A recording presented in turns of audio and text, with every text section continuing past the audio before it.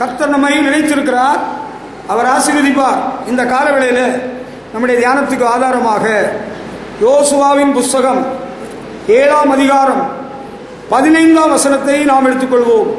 யோசுவாவின் புஸ்தகம் 7ஆம் அதிகாரம் 15ஆம் வசனத்தை நாம் எடுத்துக்கொள்ளலாம்.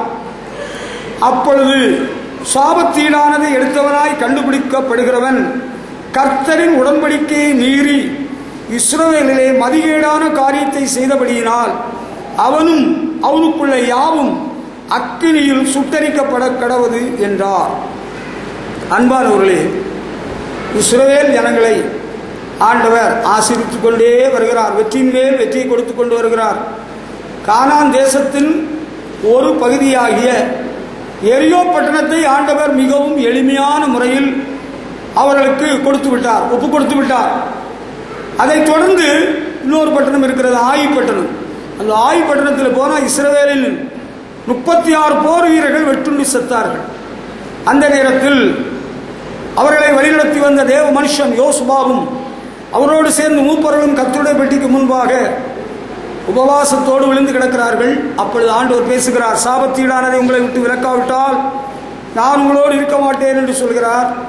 பிறகு ஆண்டவர் சொன்ன ஆலோசனையின்படியே குடும்பமாக ஒவ்வொரு குடும்பத்தையும் விசாரிக்கும்படி ஆண்டவர் யோசுவாவுக்கு கொடுத்த ஆலோசனையின்படியே ஒவ்வொரு குடும்பமாக விசாரிக்க தொடங்குகிறார். அப்பொழுது அங்கே ஒருவன் சாபத்தீடானதை எடுத்து வைத்திருந்திருக்கிறார், கர்த்தரின் உடன்படிக்கையை மீறி. அவனுடைய பெயர் என்னவென்று நீங்கள் அறிய விரும்பினால் அவனுடைய பெயர் 7ஆம் அதிகாரம் 1ஆம் வசனத்தில் சொல்லப்பட்டிருக்கிறது. ஆகான் என்று சொல்லப்பட்டிருக்கிறது. ஆகான் அவன் சாபத்தீடானதை தனக்கு சொந்தமாக எடுத்துக்கொண்டான். எப்படி? ஆண்டவருடைய உடன்படிக்கையை மீறி இஸ்ரவேலிலே மதிகேடான காரியத்தை செய்திருக்கிறான்.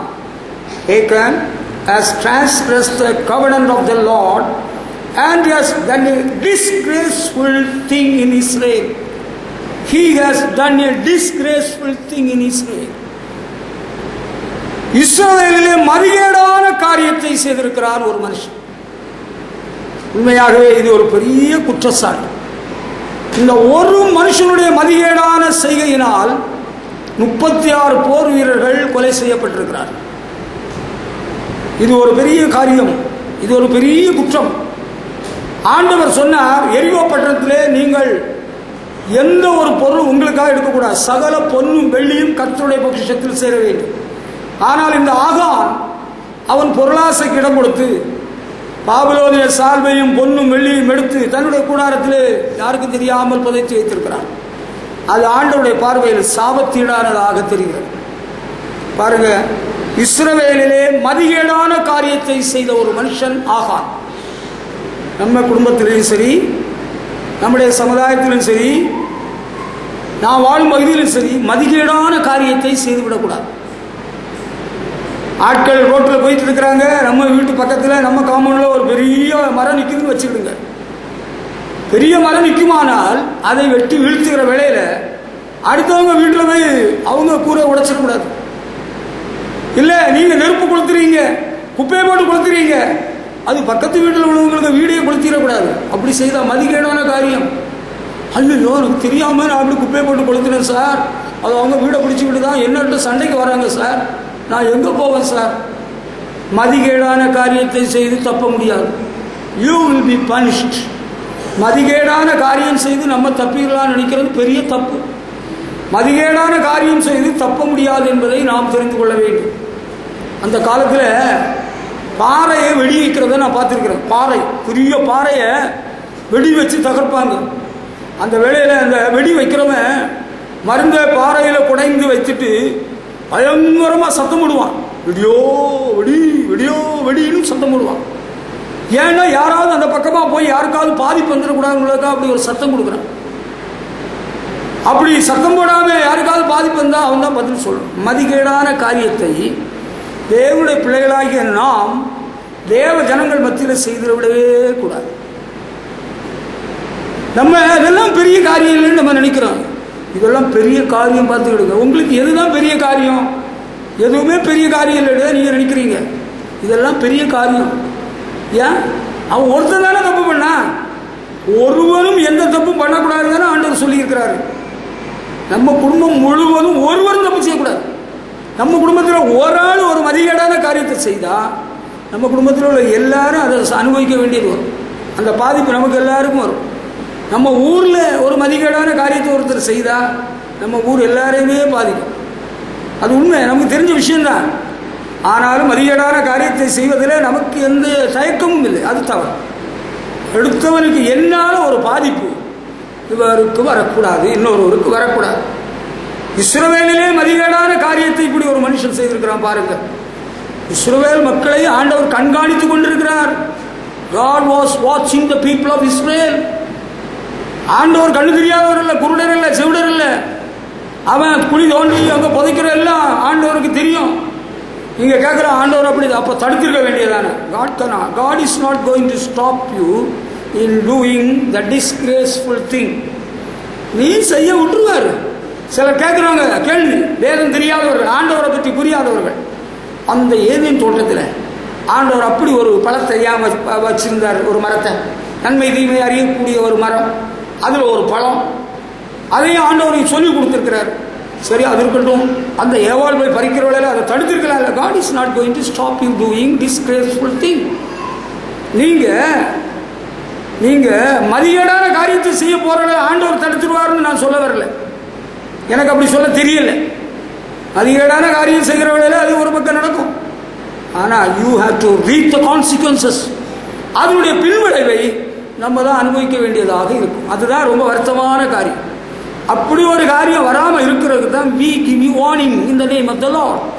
அப்படி ஒரு காரியம், மதிகேடான காரியம் செய்து நீ பாதிக்கப்படாமல், உன் குடும்பம் பாதிக்கப்படாமல் இருக்கிறதுக்கு தான் ஒரு வார்னிங் சிக்னல் கொடுக்கறது, எச்சரிக்கை சொல்கிறது. ஒரு பாதிப்பு வரக்கூடாது. பார்த்தீங்களா, ஒரு பையன் ஒரு மதிகேடான காரியம் செய்தால், ஒரு பொண்ணு ஒரு மதிகேடான காரியம் செய்தால், ஒரு குடும்ப தலைவர் ஒரு மதிகேடான காரியம் செய்தால் குடும்பம் முழுவதையும் பாதிக்கும், சமுதாயம் முழுவதையும் பாதிக்கும். ஒரு சபையின் விசுவாசி ஒரு மதிகேடான காரியம் செய்தால் அது முழு சபையும் பாதிக்கும். உண்மை. அதுக்காகத்தான் வாட்ச்மேன் வேலை பார்க்கிறது, ஜாமக்காரோட வேலை பார்க்கிறது. அப்படி ஒரு பாதிப்பு அந்த நபருக்கும் வரக்கூடாது, நமக்கும் வரக்கூடாது. அதுக்கு தான் எச்சரிப்பை சொல்லிக் கொண்டிருக்கிறது. நீங்கள் அதை புரிந்து கொள்ள வேண்டும். இப்போ என்ன நடக்குது?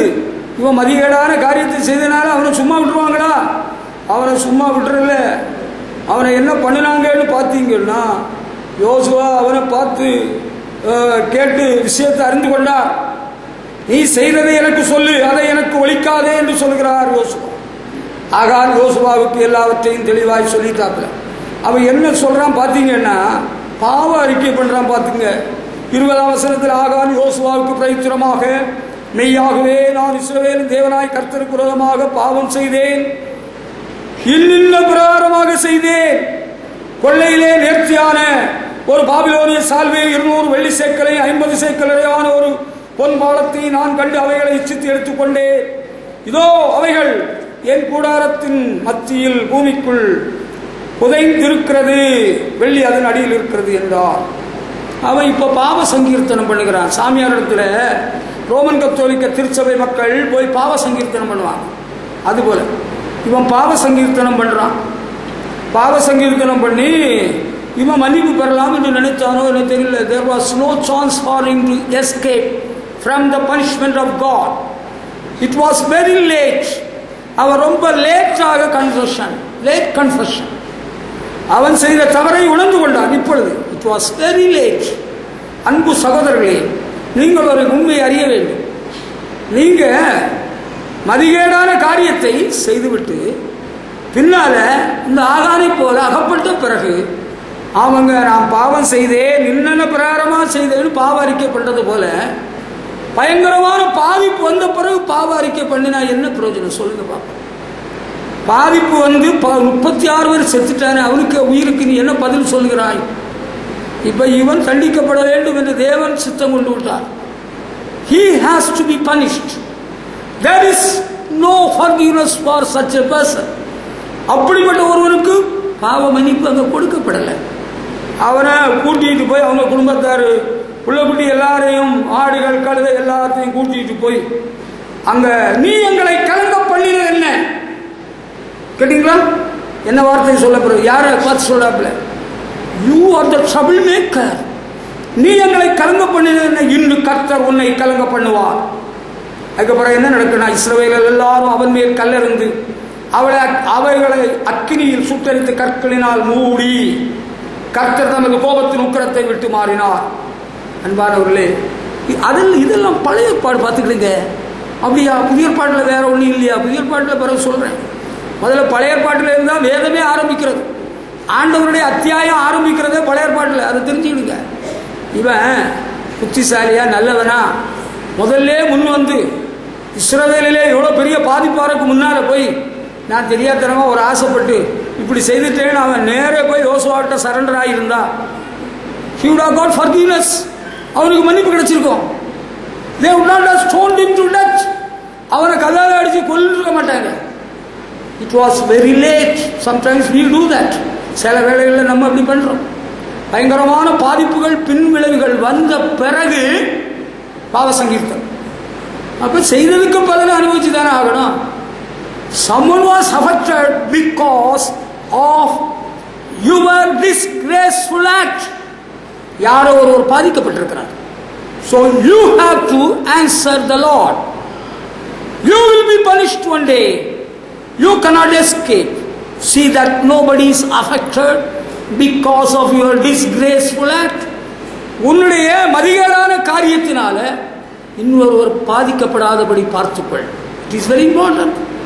இது ரொம்ப முக்கியமா அன்பு தம்பி, இது ரொம்ப முக்கியம். நம்ம எல்லாருக்கும் ரொம்ப அவசியம். என்னுடைய மதிகேடான ஒரு காரியத்தினால் இன்னொருவன் பாதிக்கப்படுவானால் அதற்கு பதிலை சொல்ல வேண்டியது வரும். பதில் சொல்லிட்டு போயிட முடியாது. நம்ம பதில் சொல்லிட்டு போக முடியாது. You have to get the punishment. அதுக்குள்ள தண்டனை கிடைக்கும். அதை அனுபவிச்சு தான் ஆகணும். வேற என்ன செய்ய முடியும்? அது ஆண்டவர் இயேசு நமக்காக பிதாவிடத்தில் பரிந்து பேசுவார். சரிதான், பரிந்து பேசுவார் என்பதை நான் அறிவேன். ஆண்டவர் இயேசு அன்புள்ளவர் என்பதை உன்னை விட நான் அதிகம் அறிவேன். ஆண்டவர் இரக்கமுள்ளவர், மனதுருக்கமுள்ளவர் என்பதை அறிவேன். ஆனால் you must know that our God is a consuming fire. நம்முடைய தேவன் வட்சிக்கிற அக்கினியா இருக்கிறார் என்பதையும் நீ அறிய வேண்டும். புதிய ஏற்பாட்டில் உனக்கு சொல்லுகிறேன், நீ புதிய ஏற்பாட்டிலே படித்துக்கொள். அப்போஸ்தலர் படிக்கல, அனனியா சப்பீரா புருஷன் மனைவி. அப்போஸ்தலனாகிய பேதுருவிடத்தில் வந்து அனனியா சொத்தை விற்று ஒரு பங்க வீட்டில் வச்சுக்கிட்டு அப்போஸ்தலர் இடத்துல கொண்டு வருகிறார். அவர் கேட்டால் இவ்வளவு தான் விற்றீங்களா? ஆமாங்க, இவ்வளவு தான் விற்றோம். அவர்கிட்ட விற்கிறதுக்கு பேதுரு அப்போஸ்தலன் சொல்லல. கேட்டதுக்கு பயங்கரமான பொய். இந்த பொய்யினால தேவ கோபம் இறங்கி அனனியா died on the spot. அந்த ஸ்தலத்திலே செத்துட்டான். புதிய ஏற்பாட்டில் இருக்கு. புதிய ஏற்பாட்டில் உள்ள விஷயம் சொல்றேன். சரி, அவனை செத்து போயிட்டான். அவனை அடக்கம் பண்ணிட்டாங்க. பொஞ்சாதிக்கு சொல்லாமல் அடக்கம் பண்ணிட்டாங்க. பேதுரு ஒரு நல்ல தைரியமான ஒரு அப்போஸ்தலன். நம்ம போல கிடையாது. நம்ம எல்லாம் ஒரு பயந்த சுபாவம். இவரு நம்ம என்ன மிரட்டிடுவாரோ உருட்டிடுவாரோ, அப்படியெல்லாம் பயந்த சுபாவம் ஒன்றும் இல்லை. நம்ம அரசியல் சட்டத்துக்கு சாசனத்துக்கு கீழ்ப்படியணும். இல்லை, புருஷன் செத்து போயிட்டா மனைவி சொல்லாமல் அடக்கம் பண்ணணும், சொல்லிதான் அடக்கம் பண்ணணும். நம்ம இந்திய அரசியல் சாசனத்தின்படி குற்றம் சாட்டுக்குள்ளாகக்கூடாது. அதனால தான் எல்லாம் சட்டத்தின்படி செயற்பட வேண்டியதாக இருக்கிறது. அன்றைக்கு அப்படி சட்டம் இல்லை போலும்.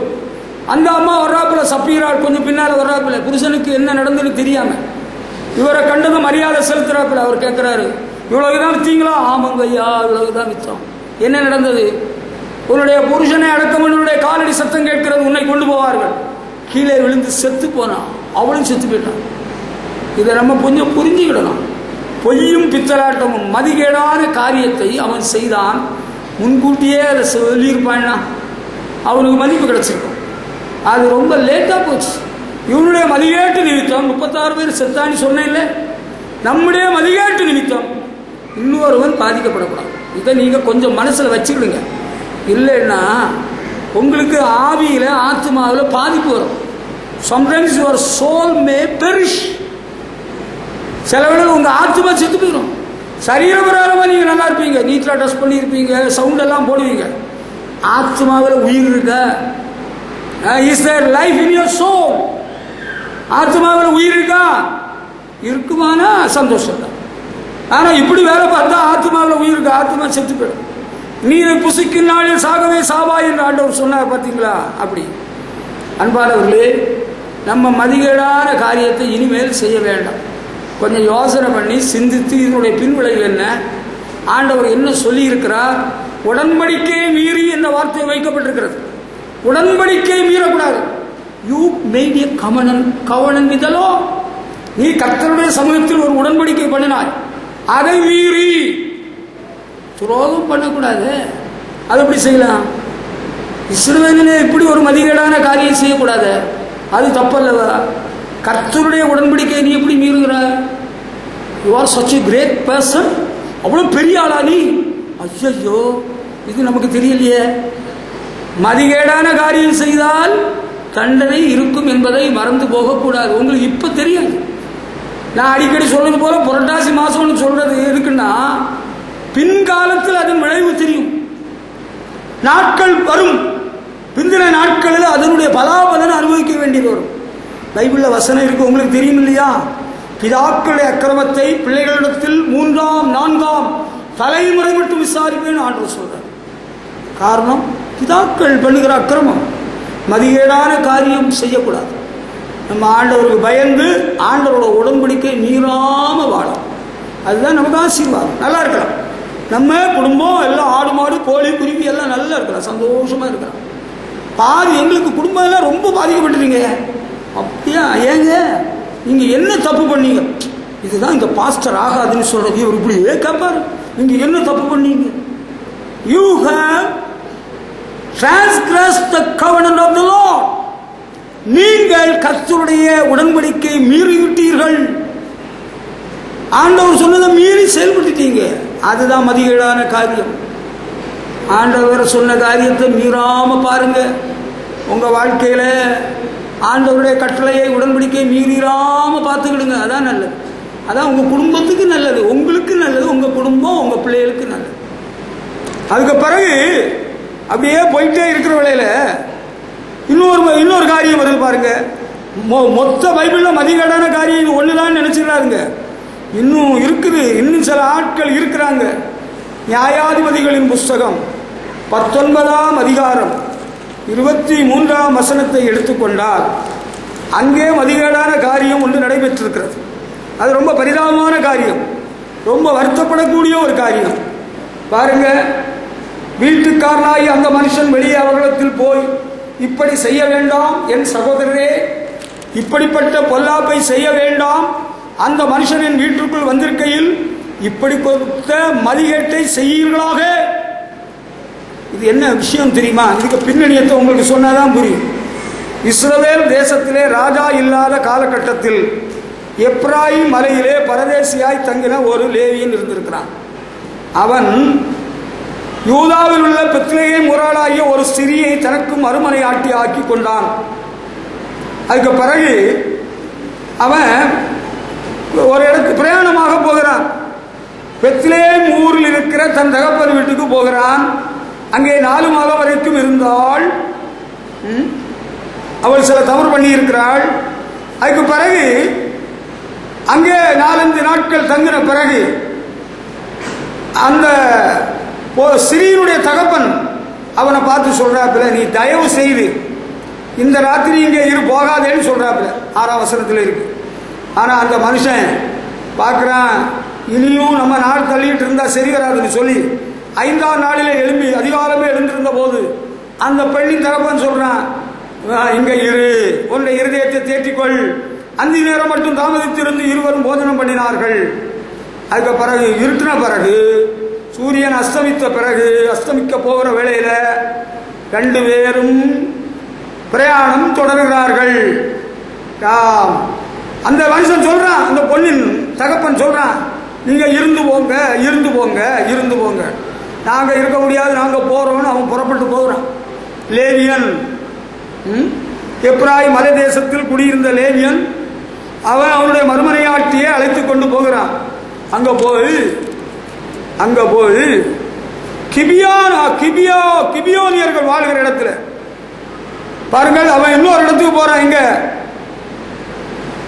கிபியோ என்கிற இடத்துக்கு போய் சேர்றான். அதை அந்த அதிகாரம் முழுதும் நீங்க படித்து பார்த்தால்தான் கண்டுபிடிக்க முடியும். கிபியாவின் குடிகளிலே, கிபியாவே மக்கள் குடியிருக்கிறார்கள். அங்க யார் இருக்கிறாங்கன்னா இஸ்ரவேலிலே ஒரு கோத்திரத்தார், பென்யமீன் கோத்திரத்தார் குடியிருக்கிறாங்க.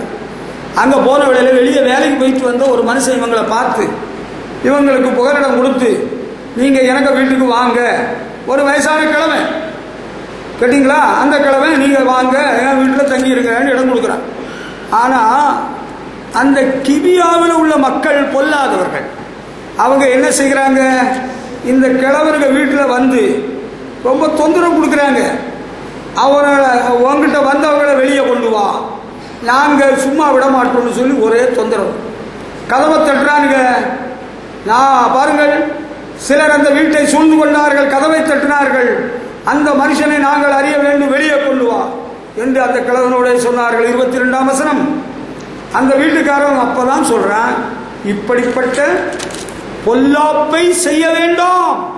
அந்த மனுஷன் என் வீட்டுக்குள் வந்திருக்கையில் இப்படிப்பட்ட மதியேட்டை செய்யீர்களாக. Don't do such an evil thing. Don't commit this terrible sin. பார்த்தீங்களா, தமிழ்ல இப்படிப்பட்ட மதியேட்டை செய்யீர்களாக என்று எழுதப்பட்டிருக்கு. இங்கிலீஷ் பைபிள்ல கொஞ்சம் பலமா இருக்கு. Don't do such an evil thing. இப்படிப்பட்ட தீமையான காரியத்தை செய்ய வேண்டாம், பொல்லாப்பை செய்ய வேண்டாம், மதிகேட்டை செய்ய வேண்டாம். Don't commit this terrible sin. இந்த பயங்கரமான பாவத்தை செய்ய வேண்டாம் என்று சொல்லி பார்த்தான் கிழவன். அவர்கள் கேட்ட பாடில்லை. அதுக்கு பிறகு அந்த லேவியன்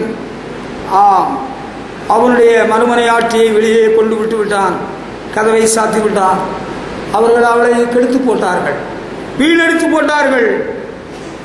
காலையிலே விடியற்காலம் நேரம் இழுத்த பிறகு அவன் அந்த மறுமனை ஆட்சி அழைத்துக் கொண்டு தன்னுடைய வீட்டுக்கு அவன் போய்விட்டான். வீட்டுக்கு வந்த போது 29ஆம் வசனத்தில் எழுதப்பட்டிருக்கிறதை படித்து பாருங்கள்.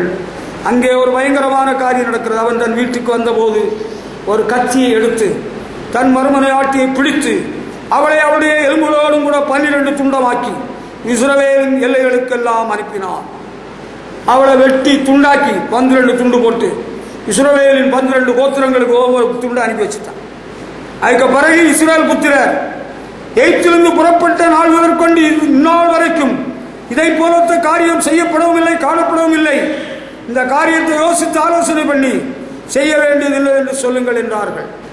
அதுக்கு பிறகு நீங்க 20ஆம் அதிகாரத்தை படிச்சீங்கன்னா 5ஆம் வசனத்தில், கிபியா பட்டணத்தார் எனக்கு விரோதமாக எழும்பி என்னை கொலை செய்ய நினைத்து நான் இந்த வீட்டை ராத்திரியிலே வளைத்துக் கொண்டு என் மறுமனை ஆட்டி அவமானப்படுத்தினார்கள், அதனாலே அவள் செத்து போனாள். 6ஆம் வசனம், இஸ்ரவேலில் அவர்கள் இப்படிப்பட்ட முறைகேட்டையும் மதிகேட்டையும் செய்தபடியால், இஸ்ரவேலிலே இப்படிப்பட்ட முறைகேட்டையும் மதிகேட்டையும் செய்தபடியால் நான் என் மறுமனை ஆட்டியை பிடித்து துண்டித்து இஸ்ரவேலின் சுதந்திரமான சகல நாடுகளுக்கும் அனுப்பினேன். நீங்கள் எல்லாரும் இஸ்ரவேல் புத்திரராமே, இங்கே ஆலோசித்து தீர்மானம் பண்ணுங்கள் என்றான். அதுக்கு பிறகு என்ன நடந்தது சொன்னா, கிபியோனியர் மேல் மற்ற இஸ்ரவேல் எல்லாரும் ஏகோபித்து அவர்கள் கூடி படையெடுத்து போய் 25ஆம் வசனத்தில் சொல்லப்பட்டிருக்கிறது, 18,000 பேரை தரையிலே விழும்படி சங்கரித்தார்கள். 18,000 people were killed. 18,000 பேர் கொலை செய்யப்பட்டார்கள் கிபியோன். இப்படிப்பட்ட கிபியாவின் குடிகளிலே பாருங்கள், அங்க குடியிருந்ததிலே பட்டயம் உருவுற மனுஷரின் லக்கம் 26,000 பேர் என்று தொகையிடப்பட்டது கிபியாவின் குடிகளிலே. ஆனா 18,000 பேரை கொண்டு போட்டாங்க. இவ்வளவு பெரிய சர்வ சங்காரம் ஏற்பட காரணம் என்னவென்றால் மதிகேட்டான காரியத்தை செய்தார்கள். இவங்க வீட்டுக்கு வந்திருந்தா அவங்க என்ன பண்ணிருக்கணும், அவரோரு வீட்டிலே விருந்தாளிகள் வர்றவங்களை அவரோரு உபசரிக்கணும். அடுத்த வீட்டுக்கு போற விருந்தாளியை குறித்து அக்கறை காட்ட வேண்டியது என்ன, அவங்கள வெளியே கொண்டு வா, வெளியே கொண்டு வா, வெளியே கொண்டு வா. இல்லைங்க, அவங்க ஏன் வீட்டுக்கு வந்திருக்கிறாங்க, அவங்களுக்கு தீமை செய்யாதுங்க, இப்படிப்பட்ட மதிகேட்டை செய்யாதுங்கன்னு அந்த கிழவன் தடுத்து பார்க்குறான். அவங்க விட்டபாடு இல்லை. அவன் இப்போ உயிருக்கு தப்பி உயிர் பிழைக்கணும்னு சொல்லி அவனுடைய மறுமனை ஆட்டியை விட்டான். அவளை கெடுத்து கொண்டார்கள். இப்படியெல்லாம் சம்பவம் நடக்குதா? இப்போ என்ன நடக்கு தெரியுமா உங்களுக்கு? இந்திய அரசாங்க சட்டத்திலே ஒரு தீர்மானம் பார்லிமெண்டிலே நிறைவேற்றப்பட்டு விட்டது. தவறான செயல்பாடுகள் பண்ணுகிறவர்களுக்கு தூக்கு தண்டனையும் கொடுக்கப்படும், மரண தண்டனையும் கொடுக்கப்படும் என்று ஜனாதிபதி கையெழுத்தாகி விட்டது சட்டம். இதை தெரிஞ்சுக்கிடணும். எல்லாம் தப்பி போயாச்சு. முன்னால ஓனர் உன் வீட்டில் விருந்தாளி வந்தா நீ பார்த்துக்க, அடுத்த வீட்டில் விருந்தாளி வந்தா அவன் பார்த்துக்கிட்டு. உன் வீட்டில் வந்தது யாரு? அவனை வெளியே விடு. பாஸ்டர் வீட்டில் எந்த விருந்தாளி வந்திருக்கு? யார் வந்தா? கடத்தலில் எல்லாம் நீ போய் விளம்பரம் பண்ண வேண்டிய அவசியம் இல்லை. என் வீட்டுக்கு ஒழுங்குள்ளவர்கள், பக்தி உள்ளவர்கள், ஆண்டவரை நேசிக்கிறவங்க தான் வருவாங்க. ஒழுங்கில்லாதவர்களை நாங்கள் விருந்தாளிகளாக ஏற்றுக்கிட்டதும் இல்லை. அப்படிப்பட்டவங்க வரவும் மாட்டாங்க. எங்கள் வீட்டில் அப்படிப்பட்டவங்க யாரும் தங்கவும் நாங்கள் விட மாட்டோம். அங்கே யார் வந்தா, நீங்கள் யார் வந்தா எங்களுக்கு பார்க்கணும், உங்களுக்கு தெரியணும். அப்படியா? உங்களுக்கு ரொம்ப தெரியணுமா? மதிகேடான காரியத்தை செய்யக்கூடாது. உங்கள் வீட்டில் விருந்தாளி வந்தால் நாங்கள் வந்து உங்கள் கதை தட்டுறோமா? உங்கள்கிட்ட கேட்குறோமா உங்கள் வீட்டுக்கு யாரெல்லாம் இந்த வாரம் உங்கள் வீட்டுக்கு எத்தனை விருந்தாளி வந்தாங்க? இப்படிப்பட்ட மதிகேடான காரியம் கடந்த சில நாட்களில் நடந்து கொண்டிருந்தது. என்னுடைய சொந்த சகோதரர்கள், சொந்த சகோதரிகள் வந்தாலே அங்கே யார் வந்தா, எதுக்கு வந்தாங்க? யாரோ காரில் வந்தாங்களாமே, விருந்தாளிகளாக வந்தாங்க. இது உனக்கு தேவையா? இதெல்லாம் மதிகேடான காரியம். அவங்க மதிகேட்டில் ரொம்ப முச்சி போட்டாங்க. அது பெரிய தப்பு பண்ணிட்டாங்க. அவரவர் வீட்டில் வர்ற விருந்தாளிகளை அவரவர் அன்பாக உபசரித்து அவங்கள நல்லபடியாக பத்திரமா அனுப்பி வைங்க. அது நல்லது, சந்தோஷம். கேட்டீங்களா? அடுத்தவர் வீட்டில் போகிற விருந்தாளியை கதவை தட்டி கதவை உடைச்சி வெளியே கொண்டு வா, நாங்கள் விடமாட்டோம்டா. இது எவ்வளோ பெரிய கொடுமை இல்லையா? பின்விளைவு என்ன தெரியாமல் நம்ம காலை விடக்கூடாது. You must know what is going to be the consequence. பின்விளைவு என்னன்னு தெரியல அவங்களுக்கு. கிபியாவின் குடிகளுக்கு தெரியவில்லை. 18,000 பேர் செத்துப்பட்டார்கள், கொலை செய்யப்பட்டார்கள். 18,000 people were killed because of their foolish things, sinful deeds. பாவ செயல்களினால் இவ்வளவு பேருக்கு ஒரு சாவு வரணுமா? இது தேவையா? இப்படி ஒரு காரியம் நடக்கணுமா? மதிகேடான காரியத்தை செய்யாதுங்க. கிழவன் பேச்சு எடுபடலையா? எடுபடாது. அந்த காலத்தில் பூர்வ உலகத்தில் அந்த வயதான மனிதன் நோவா கத்திக்கிட்டே இருந்தார். ஆண்டவர் இந்த பூமியை ஜலத்தினால் அழிக்கப் போகிறார். எவனுக்கு காதில் விழுந்தது? எவனுக்கு அது புரிஞ்சுது? எவனும் அதை பொருட்டாக எண்ணல. ஆண்டவர் பூமியை அழிக்க சித்தம் கொண்டு விட்டார். ஜலப்பொருளை வந்து எல்லாரையும் வாரிக்கொண்டது. நோவா குடும்பம் தான் தப்புச்சு. மதிகேடான காரியத்தை செய்து நமக்கு கேடை சம்பாதிக்க வேண்டாம், சாவை சம்பாதிக்க வேண்டாம். அந்த குடும்பத்தில் எப்படியோ இப்படியெல்லாம் செத்து போயிட்டாங்க. நேற்றைக்கு ஒருவரை சந்திக்க போயிருந்தேன். ஒரு பெரிய மனுஷன் கும்பகோணத்தில், ஒரு சபையின் நல்ல உத்தமமான விசுவாசி. அவர் சொல்லிட்டு இருக்கிறார், ஒரு குடும்பத்தில் திடீரென்று ஒரே நாளில் 2 மரணம். தாயும் மாமியாரும் வெள்ளரி பழம் வெட்டுறது போல துண்டிக்கப்பட்டார்கள். அது என்ன என்று எனக்கு ரொம்ப நாளாக தெரியாமல் இருந்தது. அது காரணம் என்னன்னு கேட்டால், அந்த வீட்டில் உள்ள ஒரு வாலிப பெண் இன்னொரு மனுஷனோட போயிட்டு தான். அப்போ என்ன பண்ணாங்களா, அந்த மனுஷனை காணும் நாளில் கொலை செய்வோம் என்று அந்த பொண்ணுடைய சகோதரன் சபதம் எடுத்திருக்கிறான். அவனை கொண்டு அந்த மனுஷன் கண்ணில் படலை. தன்னுடைய சொந்த சகோதரியுடைய மதிகேட்டு நிமித்தம் சொந்த அண்ணன் தீர்மானித்திருக்கிறான், அவனை காணும் நாளில் கொலை செய்வேன்.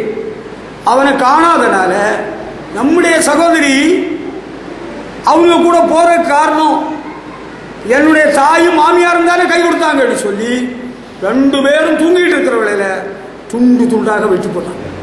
இந்த கொடிய காரியம் நடைபெறக்கு காரணம் யாரு? அந்த வாலிப பெண். பார்த்தீங்களா? கிபியாவின் குடிகள் மதிகேடான காரியத்தை செய்து இவ்வளவு பேர் செத்து போயிட்டாங்க. நமக்கு குடும்பத்தில் ஒரு பரிதாபமான ஒரு சாவு வரக்கூடாது, அகால மரணம் நேரிடக்கூடாது அன்பர்களே. அதுக்கு தான் இதெல்லாம் சொல்லித்தாரது.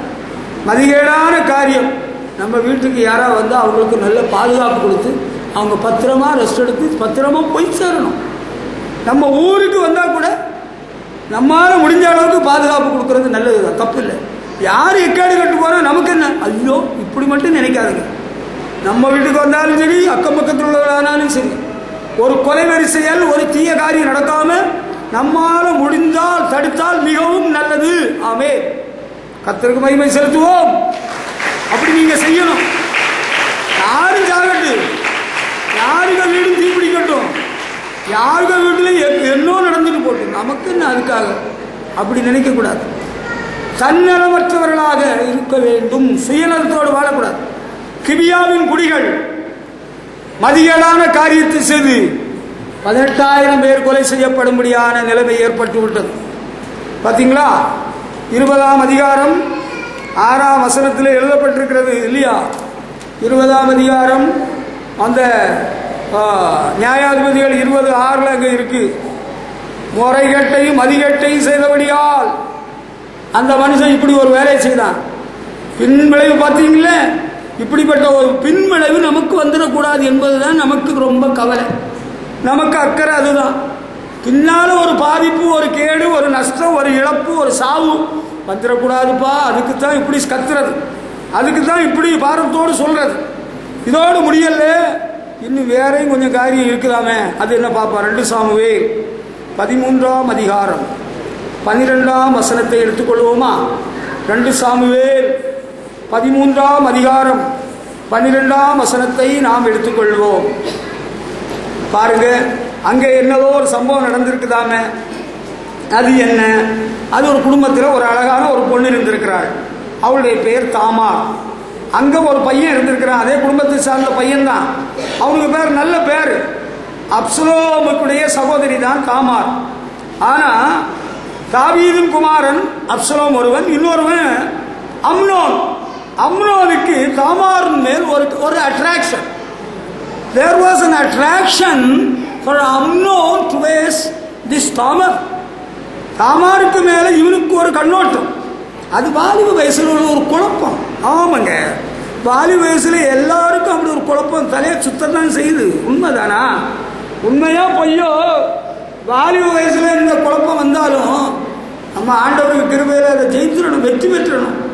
ஆமா, அதுதான் அவன் சொல்றான், வெற்றி பெற்றோர் விரும்பும் வாக்கு நிஜாம் பாக்கா. அப்படியா? தோல்வி அடைந்தோர் உபயோகிக்கிறது தான் நிஜாம் பாக்கு. வெற்றி பெற்றோர் இவன் மோகம் கொண்டான். He had the lust after the poor girl. அவன் தாமார் நிமித்தம் ஏக்கம் கொண்டு வியாதிப்பட்டான். ஏக்கம் கொண்டு வியாதிப்படுகிறான். அந்த பெண் கன்னியாஸ்திரியா இருந்திருக்கிறாள்.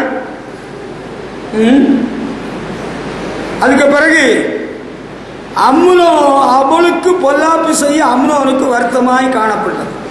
ஆனால் அவருக்கு ஒரு சிநேகிதன் இருந்திருக்கிறான். He had a good friend. யோனதா மகா தந்திரவாதி என்று ஒரு சிநேகிதன். அவன் ஐடியா சொல்லி கொடுக்குறான். நீ ஏண்டா அவன் இவளை பார்த்து சொல்கிறான், நீ என்ன மெலிஞ்சு போகிற, என்ன காரணம் சொல்ல மாட்டியான்னு அவன் விஷயத்த சொல்லிட்டான். ஃப்ரெண்டுகிட்ட சொல்லணும் இல்லையா?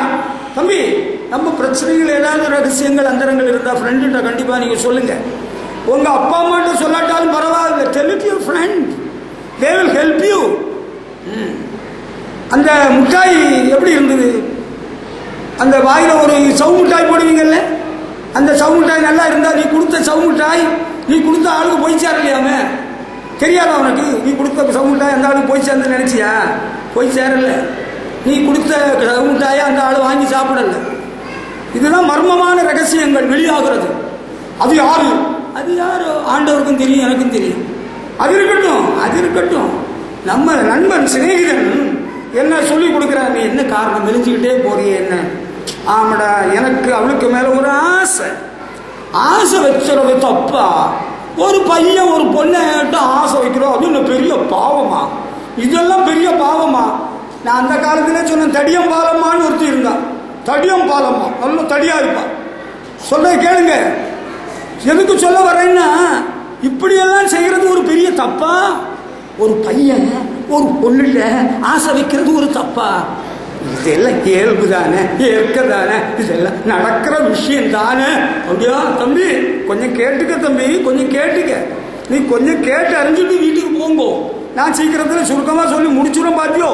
அதோ 2 சாமுவேல் 13:12 என்ன இருக்கு தெரியுமா? 13:12 அங்கே ஒரு வசனம் நான் படித்தேன், உனக்கு சொல்லித்தரேன் கேட்டுக்க. அவள் வேண்டாம் என்றார். வேண்டாம் என் சகோதரனே, என்னை அவமானப்படுத்தாதே. இஸ்ரவேலிலே இப்படி செய்யத்தகாது. இப்படிப்பட்ட மதிகேடான காரியத்தை செய்ய வேண்டாம். நான் என் வெட்கத்தோடு எங்கே போவேன் என்று கேட்கிறாள் அந்த தாமார். இந்த அம்னோன், காமவெறி பிடித்த அம்னோன் அவளை கெடுத்து போட்டான். அவளை ரொம்ப கெஞ்சி சொல்றான், don't force me to do this, don't do this shameful thing, terrible things like this should never be done in Israel. இப்படிப்பட்ட காரியம் என்னை அவமானப்படுத்தாதே. Don't force me to do this. Don't do this shameful thing. வெட்கப்படக்கூடிய இந்த காரியத்தை நீ செய்யாதே என்று அவள் சொல்லுகிறாள், தடுக்கிறாள். No, he was not ready to listen to her. Terrible things like this should never be done in Israel. இஸ்ரவேலிலே இப்படிப்பட்ட மதிகேடான காரியம் நடைபெறக்கூடாது என்று சொல்கிறார். He spoiled the poor girl. அந்த தாமாரை அவன் கெடுத்தான். நடந்தது என்ன தெரியுமா அவனுக்கு பின்விளைவு?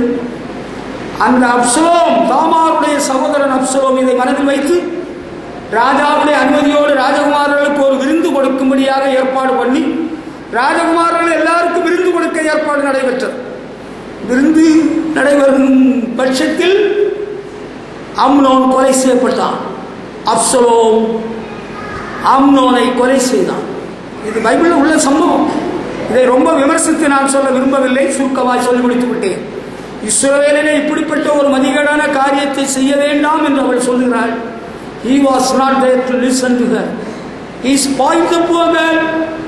அதுல என்ன இருக்கு, இதுல என்ன இருக்கு? இதெல்லாம் உலகத்தில் நடக்கிற விஷயம்தான். அப்படியா?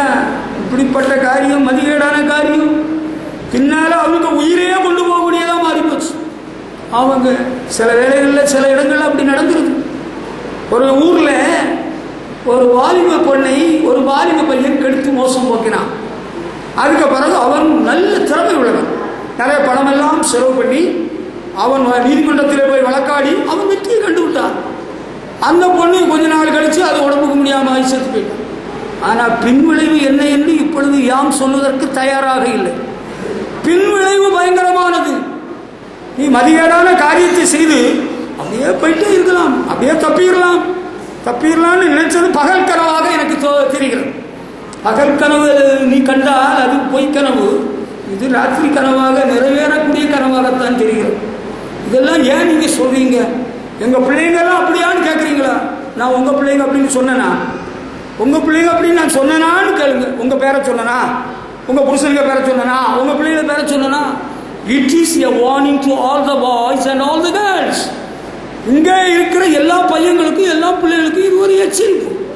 ஆண்டவராக சொல்ல சொன்னார், தம்பிகளே, நானாக இதெல்லாம் யூகித்து பைபிள் இப்படி படிச்சுட்டு வந்து மண்டேல அடி கொண்டேல அடி இதெல்லாம் நான் செய்ய மாட்டேன். பார்த்துக்க, நான் எல்லாம் உங்களை நேசிக்கிறேன். We pray for you daily. We love you in the Lord. உங்களை நேசிக்கிறோம். எவரும் சிக்கல பூட்டுல மாட்டிடக்கூடாதுன்னு உள்ளதுக்கு ஆண்டவர் ஒரு முன்னெச்சரிப்பு தருகிறார்.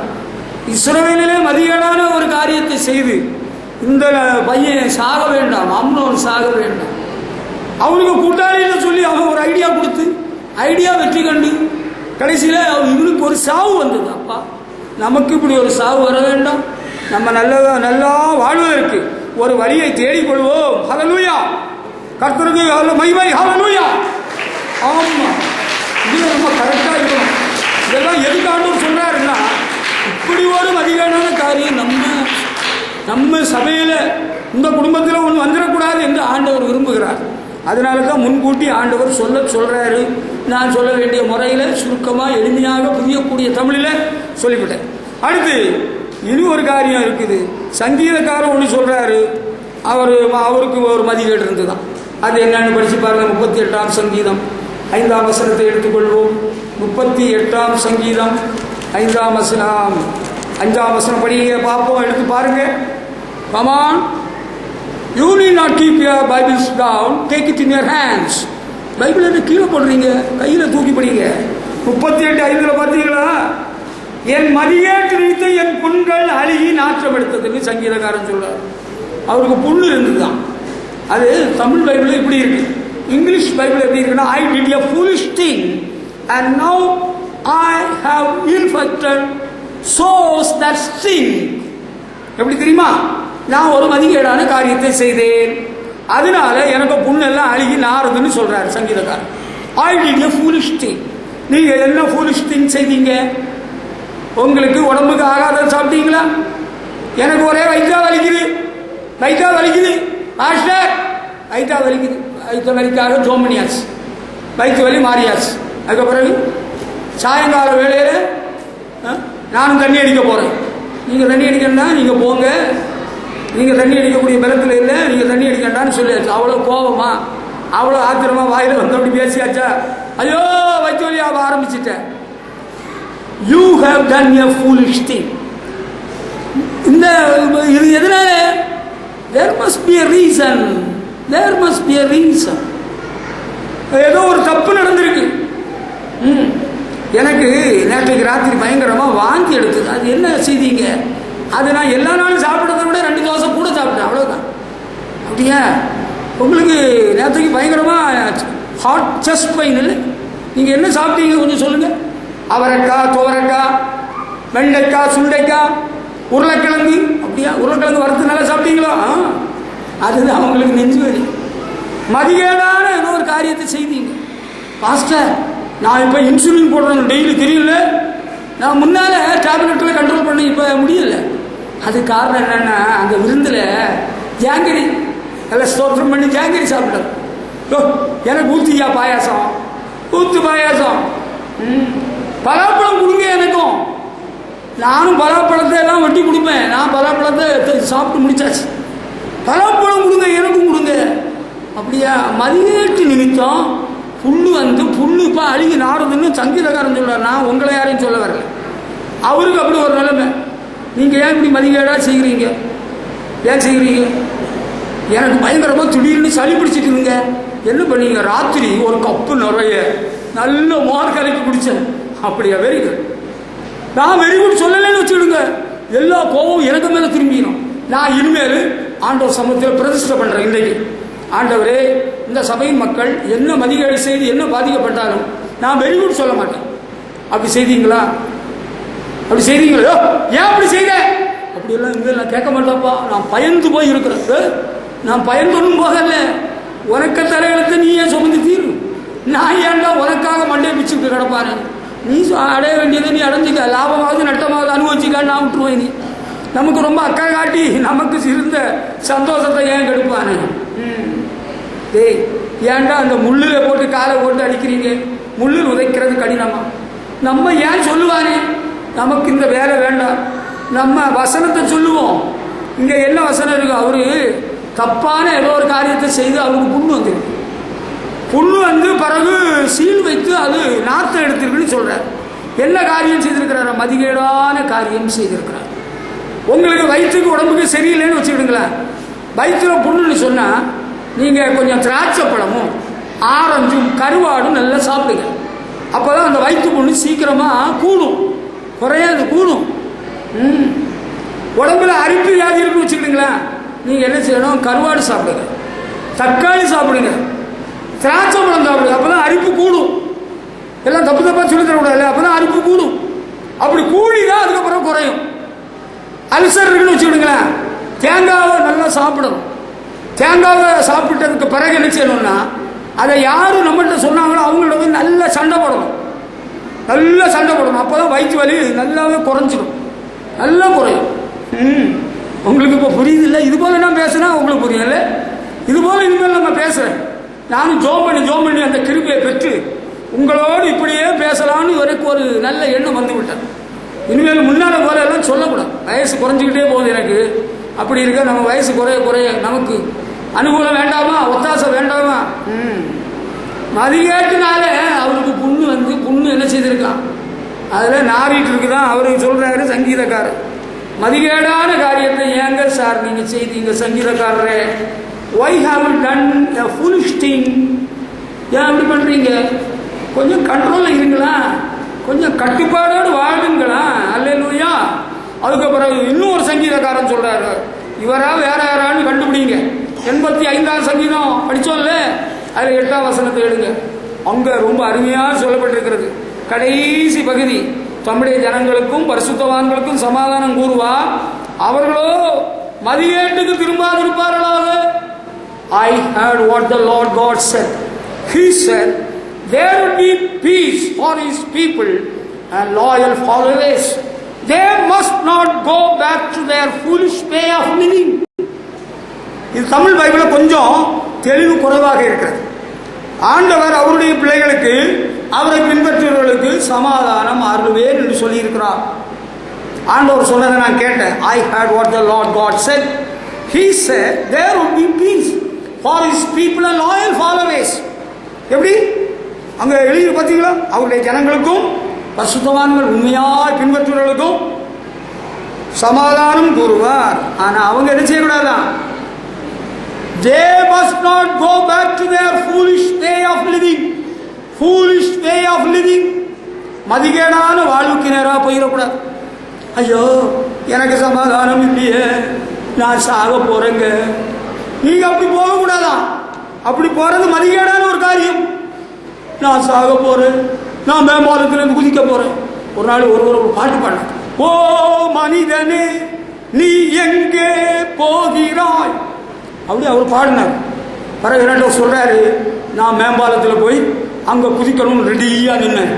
அப்ப ஆண்டவர் என்ன கேட்டார், உனக்கு இவ்வளவு துணிகரம் என்ன, நீ ஏன் குதிக்கணும்னு ஆண்டவர் கேட்டார். பிறகு நான் வீட்டுக்கு போயிட்டு எப்படி இன்னும் குதிக்காம இருக்கிறாரு நல்லது.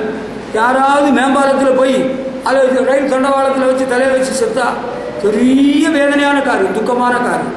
அதை நம்ம ஒரு நாள் ஆதரிப்பதில்லை, அது தப்பு. அது தற்கொலை பண்ணி செத்தா பரலோகம் போகலான்னு வச்சுக்கிட்டுக்கலாம். நான் எப்பவே தற்கொலை பண்ணி யாருக்கும் தொந்தரவு கொடுக்காம போயிருந்திருக்கலாம். தற்கொலை பண்ணி செத்தா உங்களுக்கு பாஷையில் நம்ம பாஷையில் சொல்லிடுறேன், கண்டிஷனா நரகத்துக்கு தான் போகணும். Never attempt to commit suicide in your life, gentlemen. உங்க வாழ்க்கையில தற்கொலை பண்ணி சாகணும்ல மதிகேட்டுக்கு போயிடாதுங்க. அன்பான தேவ பிள்ளைகளே, தேவ ஜனமே, ஆண்டவர் உனக்கு சமாதானம் தருவார். கொஞ்சம் வெயிட் பண்ணு. Wait for a while. சமாதானம் போதும் இயேசு கிறிஸ்து இவர்தான், இவர்தான், இவர்தான், இவர்தான் நமக்கு சமாதானத்தை உண்டு பண்ணும் ஆக்கினேன். அவர் மேல் வந்து இயேசு நமக்கு சமாதானத்தை கொடுக்கும்படியார் அவர் தன் மேல் ஆக்கினை ஏற்றுக்கொண்டார். இந்த மதிகேடான காரியத்தை நீ செய்ய வேண்டாம். ஹல்லேலூயா. அவருடைய ஜனங்களுக்கும் அவரை உண்மையாக பின்பற்றுவதற்கும் சமாதானம் அருள்வார். சில வேளை கொஞ்சம் டிஸ்டர்பன்ஸ் இருக்கலாம், மன உளைச்சல் இருக்கலாம். அவசரப்படாதுங்க. மன உளைச்சல் எல்லா மனுஷனுக்கும் வருகிறது. எலியா என்பவர் நம்மை போல பாடுள்ள மனுஷன். எலியாவின் கழுத்தை வெட்டியே தீர்வேன் என்று ஆகாபின் மனைவி ஏசபேல் சபதம் பண்ணி இருக்கிறார். அவரும் சூரச்சுடி கீழே போய் படுத்துக்கிட்டு அவர் தற்கொலை பண்ணல, அவர் ஜெபம் பண்றாரு. போதும் கர்த்தாவே, என் புராணனை எடுத்துக்கொள்ளும், என்னுடைய பிதாக்களை பார்க்கிறேன், நான் நல்லவன் அல்ல. எல்லா பரிசுத்தவான்களும் இப்படியெல்லாம் ஜெபம் பண்ணவங்க தான், யாரும் விதிவிலக்கு கிடையாது. நானும் பல பரிசுத்தவான்களை பார்த்து கேட்டிருக்கிறேன், நீங்க இந்த ஜெபம் பண்ணி இருக்கிறீங்களா? பண்ணி இருக்கிறேன். இந்த ஜெபம் கேட்கப்பட்டதா? கேட்கப்படவில்லை. நீங்க இந்த ஜெபம் பண்ணா உங்களுக்கு பதில் கிடைக்குமா? பதில் கிடைக்காது. நீங்கள் இன்னும் சில காலம் ஆண்டவருக்காய் வாழ வேண்டும். ஹல்லேலூயா. இப்படி ஒரு மதிகேட்டை செய்யக்கூடாது. நீங்க மண்டை போட்டுட்டு போயிருவீங்க, பிறகு மற்றவங்களுக்கு அல்லவா ஓத்துறோம். ஒரு பழமொழி ஒருத்தர் சொன்னாரு, அவன் இருந்தும் கெடுத்தான் செத்தும் கெடுத்தான். இந்த வேலையை செய்யக்கூடாது. இது ஒரு மதிகேடான காரியம். ஐயோ உங்க அப்பா அப்படி தற்கொலை பண்ணியா செத்தாரு. ஒரு சந்தர்ப்பத்தில் ஒரு பெரிய பரிசுத்தவான் எனக்கு ஒரு குடும்பத்தை அறிமுகப்படுத்தினார். அவர் நல்ல மனுஷன், நல்ல மனுஷன். அது நல்ல சபையை சார்ந்தவர். சபைக்கு பேர சொல்ல விரும்பல, வேண்டாம். அந்த சபைக்கு பேர சும்மா சொன்னா எனக்கு அருவருப்பா தெரிகிறது. பாருங்கள், ஒரு குடும்பத்தை அறிமுகப்படுத்தினார். அங்க ஒரு நல்ல பையன், நல்ல படிச்ச பையன். அந்த பையனுடைய குடும்ப பின்னணியத்தை கேட்டு வரல, மெதுவாக செய்தியை அறிந்து கொண்டேன். அவருடைய தகப்பன் தற்கொலை பண்ணி செத்தவர். அப்படி ஒரு குடும்பம். அப்பா, இப்படி ஒரு குடும்பமும் நமக்கு வேண்டாம், இப்படி ஒரு ஐக்கியமும் வேண்டாம். ஆளை விட்டா போச்சு. உங்களுக்கு புரிகிறது என்று நம்புகிறேன். மதிகேடான காரியத்தை நீங்க செஞ்சுட்டீங்கன்னா உங்க மனைவிக்கும் தலைகுனிவு, உங்க பிள்ளைகளுக்கும் தலைகுனிவு, உங்க குடும்பத்துக்கே சாபக்கேடு. இந்த வேலை வச்சுக்கிட கூடாது. இனி அப்படி ஒரு எண்ணமே, வாலிப பிள்ளைகளே, வாலிப தம்பி, குடும்ப தலைவரே, உனக்கு இப்படி ஒரு எண்ணம் இங்கே வரக்கூடாது. நான் உனக்கு மனம் திறந்து வெளிப்படையா சொல்லிட்டேன். உன்னை தாண்டுற ஆளுனா, உனக்கு கோபம் 10 டிகிரினா எனக்கு கோபம் 110 டிகிரி. ஆனால் ஆண்டவர் உனக்கு சமாதானம் தருவேன் என்று சொல்கிறார். நீ அவருடைய பிள்ளை, நீ அவருடைய ஜனம். கொஞ்சம் பொறுமையை கிடப்படி. நான் ஏதாவது சாக போறேன், யார்கிட்டையும் சொல்லாம சாக போறேன், இல்லைன்னா நான் சொல்லிட்டு சாக போறேன். ரெண்டும் வேண்டாம். சொல்லிட்டு சாகண்டா, சொல்லாமலும் சாகண்டா. எங்கேயும் ஓடிடாத, ஒழுங்கா இரு. உனக்கு சமாதானம் ஆண்டவர் தருவார், உன்னை நடத்துவார். ஹல்லேலூயா. இப்படி ஒரு தப்பான கெட்ட மாதிரியை பின்பற்றுகிறாரு. ஆண்டவர் சமாதானம் தருவேன் என்று வாக்கு பண்ணுகிறார். ஹல்லேலூயா. என்னை யாரும் நேசிக்கலைங்க, எல்லாரும் என்னை வெறுக்கிறாங்க. எனக்கு வாழ்க்கையை பிடிக்கலை, நான் எப்படியாவது சீக்கிரம் செத்துறது தான் நல்லது. அடுத்த மாதம் மே மாதம் வாரக்குள்ள செத்துட்டேன்னா, செத்துட்டா நீ என்ன சாதிச்சிருவியா? செத்துட்டா நரகத்தில் போய் துடிக்க வேண்டியதுதான். அங்கே போய் ஏதாவது நல்ல இடம் கிடைக்கி சாதிச்சிடலான்னா நம்ம போயிடலாம். அப்படி போக முடியாதுல்ல. அதான நான் சொல்லிட்டு நிற்கிறேன். அதுக்காக தான் இப்படி மெனக்கட்டி சொல்லிட்டு நிற்கிறது. புரியுதா? கடன் இருக்கிறது, கஷ்டம் இருக்கிறது, என்ன நேசிக்கிறாங்க ஆள் இல்லை, நான் சாவுதான் நல்லது. ஒரு நாள் ஒரு சகோதரர் சொல்றாரு, எனக்கு 3 ஆப்ஷன் இருக்கு. அவருக்கு அவர் சொல்றாரு, எனக்கு 3 வழிமுறைகள் இருக்கான். ஒன்று எங்கேயாவது ஓடி போயிடணுமா, இல்லைன்னா பிஆர்எஸ் கொடுக்கணுமா, அது கொடுத்தா கூட ஃபுல் அமௌண்ட் உடனே கிடைக்காதா, தற்கொலை பண்ணி செத்துட்டா நல்லது. நான் கோலையை போல ஏயா சாகுறீங்க, விசுவாசியா இருந்து இப்படி செய்யலாமா? நீங்கள் தேவனுடைய பிள்ளைகள் அல்லவா, நீங்க அப்படி செய்யலாமா? செய்யலாம். ஹல்லேலூயா. நாங்க அப்படி செய்ய மாட்டோம், அப்படி தீர்மானிக்கிறவங்க. ஹல்லேலூயா. வாழ்க்கையில சின்ன பிள்ளைகளா இருந்தாலும் உங்களுக்கு பிந்தின நாட்களில் பல வேதனைகள், வருத்தங்கள், உன்னை பெற்ற தாயே உன்னை தூஷிப்பா, உன்னை பெற்ற தகப்பனே உன்னை புண்படுத்துவா. பயப்பட கொஞ்சம் பொறுமையா இருக்கு. ஆண்டவரே, என்னுடைய உள்ளத்தில் சமாதானத்தை தார், மன அமைதி தாருன்னு கேள்வி. அவசரப்படுறாங்க. அவசரப்பட்டு செத்து எங்க போறது? பரலோகத்துக்கு போக முடியும்? நரகத்தில் கிடந்து துடிக்கிறேங்க அங்க போறது. இங்க கொஞ்சம் பொறுமையா இருந்தா ஆண்டவர் உனக்கு சமாதானம் தருவார், உன்னை நடத்துவார், உன்னை கரம் பிடித்து நடத்துவார். ஹல்லேலூயா. அதுக்கு பிறகு நீதிமொழிகள்ல எனக்கு ஒரு வசனம் ரொம்ப பிடிச்சிருக்கு, அதையும் கொஞ்சம் சுருக்கமா சொல்லி காட்டுறேன். இவர் எல்லாமே சொல்லி காட்டுவாராமே. தம்பி, நீ ஆண்டவருக்கு பயந்து வாழும் பட்சத்தில் நான் ஒன்னும் சொல்லி காட்ட மாட்டேன், வசனத்தை மட்டும்தான் சொல்லி காட்டுவேன். வேற என்னத்தை சொல்லி காட்டுறது? நீதிமொழிகள் 11ஆம் அதிகாரம் 22ஆம் வசனத்தை படித்து பார்ப்போமா? நீதிமொழிகள் 11:22. சாலமன் ஞானி வெளியே வச்சிருக்கிறாரு, அவங்க படிச்சு பாருங்க. நீதிமொழிகள் 11:22. மதிகேடாய் நடக்கிற அளவுள்ள சிறி. எப்படி? மதிகேடாய் நடக்கிற அளவுள்ள சிறி பந்தியின் மூக்குள்ள பொன் மூக்குத்திக்கு சமானம். என்ன இப்படி எல்லாம் சொல்றாரு? அன்பானவர்களே, இது என்னுடைய கூச்சு அல்ல, என்னுடைய கவி அல்ல. சாலமன் ஞானி சொல்லி இருக்கிறத பரிசுத்த ஆவியான முத்திரை போட்டு பைபிள்ல இருக்கு. A beautiful woman without good sense is like a gold ring in a pig's nose. பன்றி மூக்கில் உள்ள பொன் மூக்குத்திக்கு சமானமா? யாரு? மதிகேடாய் நடக்கிற அளவுள்ள சிறி. அழகான சிறியில சிறிகள் பொதுவாக அழகாச்சான் இருக்கிறார்கள். அது நல்லதுதான், தப்பு இல்லை. ஆண்களை விட பெண்கள் அழகா இருப்பது மிகவும் நல்லது, அதுல தப்பு இல்லைன்னு நான் சொல்லிட்டேன். ஆனா அழகா இருந்தாலும் without good sense you have no common sense, you have no understanding. அப்ப உனக்கு நிலைமை என்னன்னா, பந்திக்க மூக்கில என்ன இருக்கான்? 1 நாள் உள்ள மூக்குத்தி இருக்கான். அது என்ன பிரயோஜனம்? அது அந்த மூக்குத்தி நல்ல அழகான ஸ்திரீகளுடைய மூக்கில் இருந்தால் நல்லா தான் இருக்கும். அதனால மூக்குத்தி இல்லாதவங்க இனி மூக்குத்தி போடுங்கன்னு நான் சொல்ல வரல. போட்டவங்க போட்டபடியே மாத்திரமா பார்த்துக்கிடுங்க. எனக்கு மூக்கில் வலி எடுத்துக்கணுங்க, கலத்துக்கணும்னா கலத்திக்கிடுங்க. உங்க மூக்குத்தி எனக்கு வேண்டாம், நான் அதை கேட்கவும் இல்லை, விருப்பவும் இல்லை. நான் மூக்குத்தி போடக்கு விரும்பல. நான் காதுல தான் போடணும், கடுக்கம் போடணும்னு ஆசைப்பட்டேன் சின்ன பிள்ளைய. எங்க அப்பா சொன்னாங்க, நான் கடுக்கம் போட்டிருந்தா நீ போட்டுக்கலாம். எங்க அப்பா கடுக்கம் போடலை, அதனால காது குத்தலை. நீங்க காது குத்தி இருந்தீங்க, காதுல நிறைய பவுனெல்லாம் போட்டிருந்தீங்க, வேண்டான்னு நீங்க தான் கலத்துனீங்க, நான் சொல்லலை. இனி அதை திரும்பி போட்டா அது மரியாதை குறவு, கேவலமா போய். வேண்டாம், நீங்க தானே கலத்துனீங்க, நீங்க கலத்து என்னட்டே கொடுத்தீங்க. நான் எனக்கு வீடியோ கட்டினேன். ஒருவேளை நீங்க கொடுத்தீங்க, ஒரு சிலர் கொடுத்தீங்க இருக்கிறீங்க, நான் ஒத்துக்கிட்டேன். உண்மை, யாரும் கொடுக்கலன்னு நான் சொல்லவே மாட்டேன். கொடுத்ததை எல்லாம் என்ன பண்ணியாச்சு? சிமெண்ட் வாங்கியாச்சு, கல் வாங்கியாச்சு, மரம் வாங்கியாச்சு, கெட்டியாச்சு. நான் தூக்கிட்டு போகல, எனக்கு வீட்டுக்கு ஒன்று கொண்டு போகல, எனக்கு வேண்டாம். இப்ப அளவுள்ள சிறியா. ஆனா எப்படிப்பட்ட சிறி? இப்படிதான் சிறிகள் இருப்பாங்களா? மதிகேடாய் நடக்கிற ஒரு சிறியா. இது என்ன சிறி? இந்த சிறி தான் மோசமான சிறி. பியூட்டிஃபுல் உமன், நல்ல அழகா இருக்கிறவர், நல்ல அழகானவர். ஆனா அவளுக்கு காமன் சென்ஸ் தான் கிடையாது. குணசாலியான சிறி அப்படின்னு சாலமன் அந்த 31 அதிகாரம் நீதிமொழி 31 எழுதுறாரு. 10ஆம் வசனத்தில், குணசாலியான ஸ்திரியை கண்டுபிடிப்பவன் யார்? அவளுடைய விலை முத்துக்களை பார்க்கலும் உயர்ந்தது. பாத்தீங்களா? குணசாலியான ஸ்திரி. இங்கே குணங்கட்ட சிரி, அதுதான் இவ்வளோ பற்றி இப்படி சொல்லியிருக்கு. என்ன சிரி? குணங்கட்டவள, மதிகேடாய் நடக்கிற சிரி. உனக்கு மூளை இருக்குல்ல? மூளை இருக்கா? புருஷனை பற்றியே உனக்கு பக்கத்து வீட்டுக்காரங்கள்ட்ட குறைவாக பேச, சொந்தக்காரங்கள்ட்ட சொல்லுது, உன் குடும்பத்தை பற்றியே அற்பமாக மற்றவர்கள்ட்ட சொல்லிட்டு நடக்கிற, அதான் நீ மதிகேடாய் நடக்கிற சிரி. அநேக ஸ்திரீகளுக்கு தங்கள் புருஷன்மாரை பற்றி இழிவாக தரக்குறைவாக பேசுகிறதா ஒரு சந்தோஷம். இவங்க நினைக்கிறாங்க, உங்கள் புருஷன்மாரை பற்றி இப்போ ஜோம் பண்ணுறதுக்கு எங்கள்கிட்ட சொன்னீங்கன்னு வச்சுக்கிடுங்க, எங்கள் வீட்டுக்காரரை அடிக்கிறாரு, அவர் கழுத்தை நெரிக்கிறாருன்னா நாங்கள் அவர்கிட்ட உடனே கேட்க மாட்டோம், சண்டை போட மாட்டோம், யார்கிட்டையும் சொல்ல மாட்டோம், இவர் இப்படியாக அவர் இப்படியாக சொல்லிட்டு தெரிய மாட்டோம், விளம்பரம் பண்ண மாட்டோம். நாங்கள் ஆண்டோட ஜோம் பண்ணோம், அவர் திருந்திடுவார். நீங்கள் இப்போ என்ன வேலை செய்கிறீங்கன்னா, மதிகேடாய் நடக்கிற அழகான சிறியே நீ என்ன பண்ணி கொண்டிருக்கிறாய் என்று எனக்கு தெரிகிறது.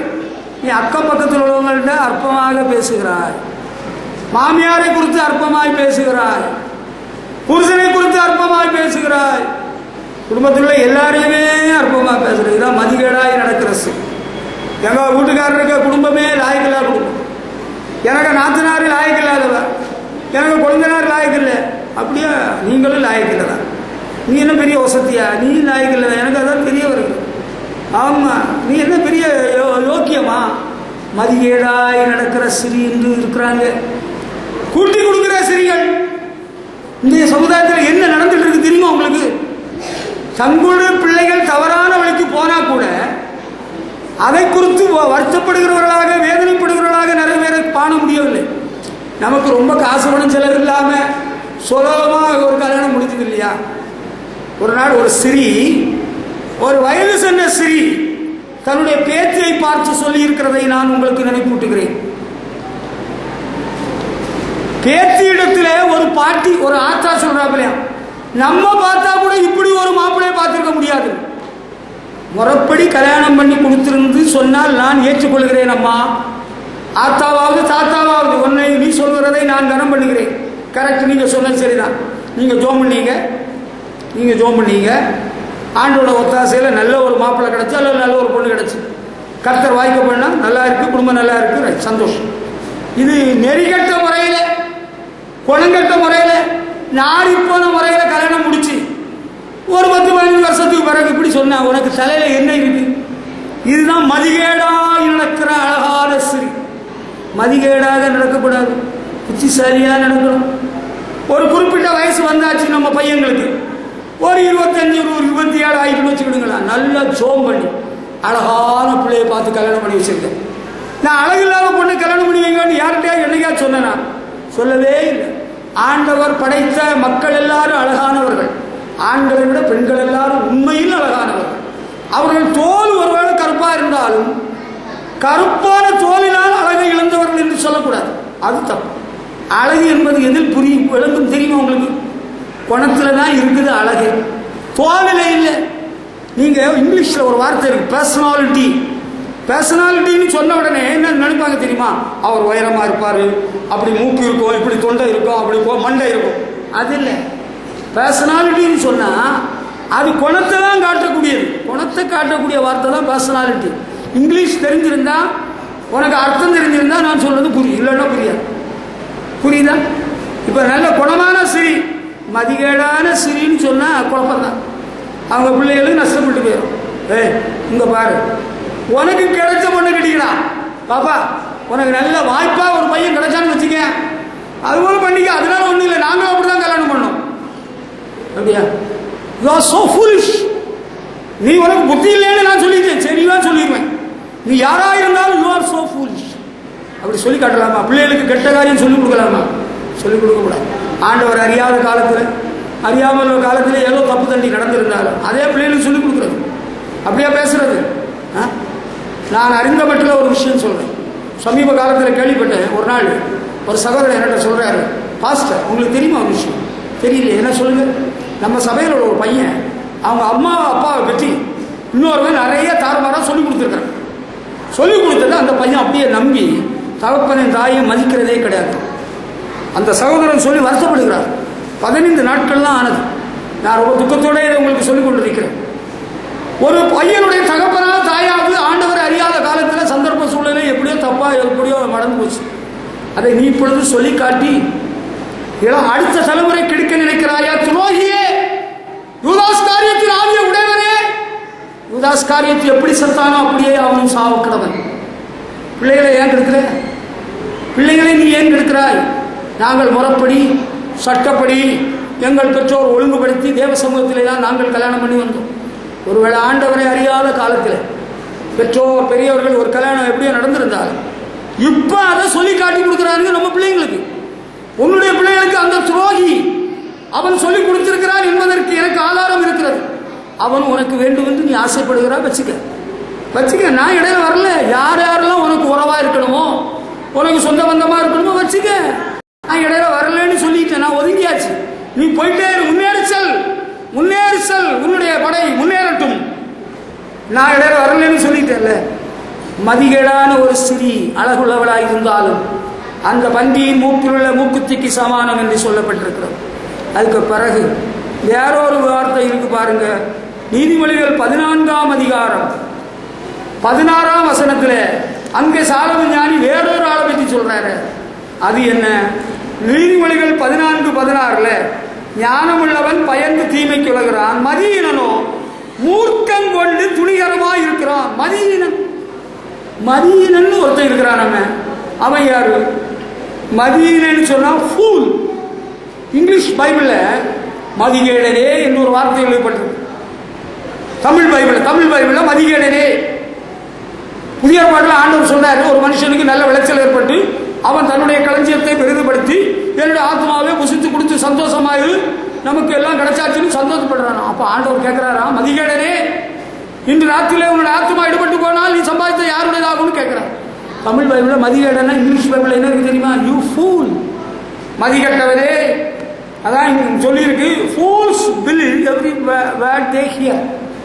மதிகட்டவர்கள் அவங்க காதில் என்ன வார்த்தை கேட்டாலும் அதை அப்படியே நம்பிடுவாங்க. உங்களை பற்றி இப்படி சொன்னாங்க அப்படி சொன்னாங்க. அவன் மதிகட்டவன். You may be a fool to believe all that others say. மற்றவங்க என்ன சொல்றாங்களோ எல்லாம் நம்பிடுறது. I never do that. அப்படி சொன்னாங்க பாஸ்டர், இப்படி சொன்னாங்க அப்படி சொன்னாங்க, உங்களுக்கு 50 லட்சம் வெளிநாட்டிலேருந்து வந்து சொன்னாங்க. அப்படியா? அப்போ அவங்கள்ட்ட போய் வாங்கிட்டு போச்சு பேங்க்கில் போய். எனக்கு பேங்க்கு அட்ரஸ் தரேன், கும்பகோணத்தில் அங்கே இருக்குது, பெரிய இடத்துல இருக்குது, அங்கே ஒரு கடையில் இருக்குது. அவங்க போய் அவங்கள்ட்ட சொல்லி நான் சொன்னேன்னு சொல்லி பேங்க்கில் போய் பணத்தை வாங்கிட்டு போச்சு. இப்படியோ கட்டவங்களாக இருக்கக்கூடாது. அடுத்தவங்க சொல்ல எல்லாத்தையும் நம்பிடுவாங்க. நான் யார் சொன்னாலும் என்னை நம்ப மாட்டேன். அவங்க சொல்றது என்னன்னு இப்போ கண்டுபிடிச்சு உயிர்த்து ஆராய்ந்து அறிவதே நமக்கு மெய். சொன்ன உடனே நான் நம்பிட மாட்டேன். இவன் அப்படி சொல்லிட்டான், அவன் இப்படி சொல்லிட்டான், இவன் அப்படி சொல்லிட்டான், அவன் அப்படி சொல்லிட்டான்னு நான் உடனே நம்பிட மாட்டேன். மதிகேடர்கள் தான் எல்லாத்தையுமே நம்பிடுறாங்களா? ஆமா, இந்த 14ஆம் வசனத்தில் பார்த்தீங்களா? அதுல மதியீனன் மூர்க்கம் கொண்டு துணிகரமா இருக்கிறானோ. அடுத்து 17 முற்கோபி மதிகேட்டை செய்வான். முற்கோபியா? தம்பி நீங்க ரொம்ப முற்கோபியா துர்கோபியா? அட்ட முற்கோபியா, அதுதான் தப்பு. 16ஆம் வசனத்தை சொன்ன நினைவிருக்கா? மதியீனனோ மூர்க்கம் கொண்டு துணிகரமா இருக்கிறான். Fools are too confident and careless. மதிகேடர்கள் ரொம்ப கவனக்குறைவாகவும் இருப்பாங்களா? மதிகேடர்கள் கவனக்குறைவாகவும் இருப்பாங்கன்னு சொல்லி இருக்கு பைபிள்ல. ஆமா ஆமா, அதைத்தான் நான் சொல்லிட்டு இருக்கிறேன். மதியீனன் மூர்க்கம் கொண்டு துணிகரமா இருக்கிறான். அவனுக்கு ஒரு தெளிவில்லை. அதே போல quick somewhat person does stupid things. யாரு? முற்கோபி மதிகேட்டை செய்வான். அவர் ரொம்ப சாந்தமான மனுஷன். சாந்த சொரூபனே சத்திய வாசனே ஆண்டவர் இயேசுவை பற்றி பக்தன் பாடுகிறார். அவன் ஒரு முற்கோபி.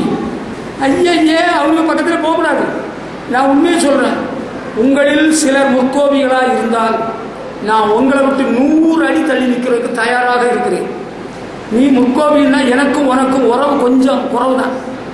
நான் இப்போ ஜோம் பண்ண ஆரம்பிக்க போறேன் நாளையில இருந்து அல்ல இன்னையில இருந்து.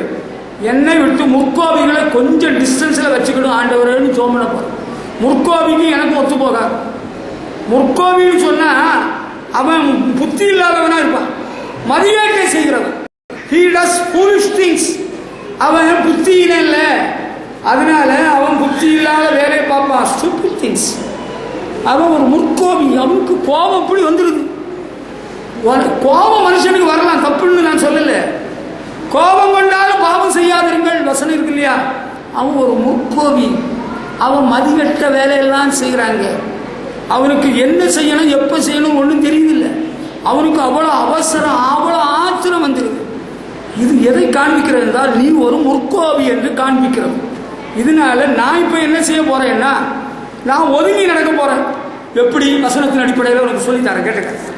நீதிமொழிகள் 17ஆம் அதிகாரம் 12ஆம் வசனத்தில் அங்கே சொல்லி இருக்கு, தன் மதிகேட்டில் திரியும் மதியினனுக்கு எதிர்ப்படுவதை பார்க்கிலும் குட்டிகளை பறிகொடுத்த கரடிக்கு எதிர்ப்படுவது வாசி. ஸ்தோத்திரம் அப்பா. It is better to meet a bear robbed of her cubs than a fool who is busy in. உங்களுக்கு புரியுதா? என்னது புரியுது?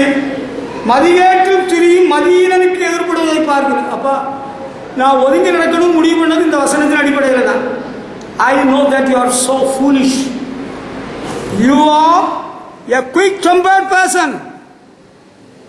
You are a quick-tempered person. I know that. நீ ஒரு மதிகேடானவன். அதனால முற்கோபியை நம்ம எதிர்படக்கூடாதுன்னு சாலமன் ஞானி குறிப்பிட்டிருக்கிறார். முற்கோபிக்கு எதிர்படுவதை பார்க்கலும் குட்டியை பறிகொடுத்த கரடிக்கு எதிர்படுவது நல்லதுன்னு சொல்றார். குட்டியை பறிகொடுத்த கரடிக்கு எதிர்படுவது நல்லது என்று சொல்கிறார் சாலமன் ஞானி. யாருக்கு எதிர்படக்கூடாதான்? முற்கோவி என்கிறவன் பயங்கர மூடன். தன் மதிகேட்டில் திரியும் மதியினனுக்கு எதிர். ஆண்டவரே என்ன காப்பாற்றிடுவாப்பா. அவன் மதிகட்டவன். அவனுக்கு தரம் தெரியாது, அவனுக்கு ஆள் தெரியாது, அவனுக்கு தகப்ப யாருன்னு தெரியாது, அவனுக்கு தாய் யாருன்னு தெரியாது, அவனுக்கு ஊழியக்கார யாருன்னு தெரியாது, அவனுக்கு தேவ மனுஷனா தெரியாது. அவன் ஒரு மதிகட்டவன். தன்னுடைய மதிகேட்டு திரிகின்ற முற்கோவிக்கு மூடனுக்கு எதிர்படுகிற விட கரடியை பறிகொடுத்து குட்டியை பறிகொடுத்த கரடிக்கு எதிர்படுவது நல்லதான். ஏசப்பா என்னை காப்பாற்றிடு. நான் இனிமேல் சர்வ ஜாக்கிரதை. அந்த மூடனுக்கு அந்த முற்கோவிக்கு நான் பார்த்துட்டாலே ஒதுங்கி போயிருவாப்பா. ஆண்டவர் எனக்கு அதுதான் சொல்லி தந்திருக்கிறாரு. ஆண்டவர் சொல்லி தந்ததை அப்படியே இன்று முதல் நான் கடைபிடிக்கும்படி என்னை அவருடைய வார்த்தைக்கு ஒப்புக் கொடுக்கிறேன். ஆமே. தேவ சபையில தேவ சமூகத்தில் இந்த வசனத்துக்கு நான் என்னை ஒப்புக் கொடுக்கிறேன். முற்கோவியாகிய மதிகேடனுக்கு நான் எதிர்ப்படவே கூடாது. அதுபோல பெரிய ஆபத்து, பெரிய கெடுதல் வேற எதுவுமே கிடையாது. அப்படிதான் எங்க பைபிள்ல சொல்லப்பட்டிருக்கிறது. ஆமாங்க. 2 தீமோத்தேயுல மார்க் 17ஆம் அதிகாரம் 22ஆம் வசனத்துல ஆண்டவர் சொல்கிறாரு, எல்லாவற்றையும் பார்க்கல இருதயமே திருக்குள்ளது மகா கேடு உள்ளது. மனுஷனுடைய இருதயத்திலிருந்து புறப்பட்டு வர்றதுல ஒன்று என்ன தெரியுமா? மதிகேடா, foolishness. Bad things begin inside a person in the mind. Adultery, greed, doing bad things to people, foolish living. மதிகேடாக வாழ்கிறது. சிலருக்கு எப்படி வாழணும்னே தெரியாது, எப்படி குடும்பம் நடத்தணும்னே தெரியாது. இருதயத்திலிருந்து உருவாகுது மதிகேடு. நீ பெரிய ஞானி, பெரிய புத்திசாலி, பெரிய பெரிய பெரிய பக்தன்னு நினைக்கிறது. வேதத்தை அடிச்சு பார்த்தாதான் தெரியுது மதிகேடன்.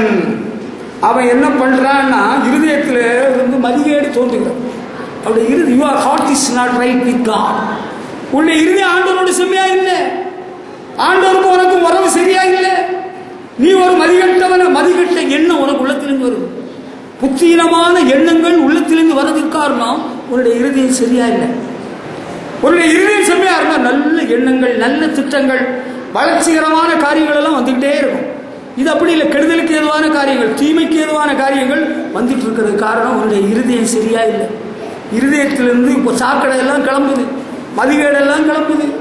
ஆமா, அப்படிதான் பைபிள்ல எனக்கு சொல்லி இருக்கு. அடுத்து 2 தீமோத்தேயு 3ஆம் அதிகாரம் 8-9 வசனத்தில் படிக்கிறவர்கள எந்தேயும் எம்பிரேயும் மதிகேடான காரியத்தை செஞ்சாங்களாம்.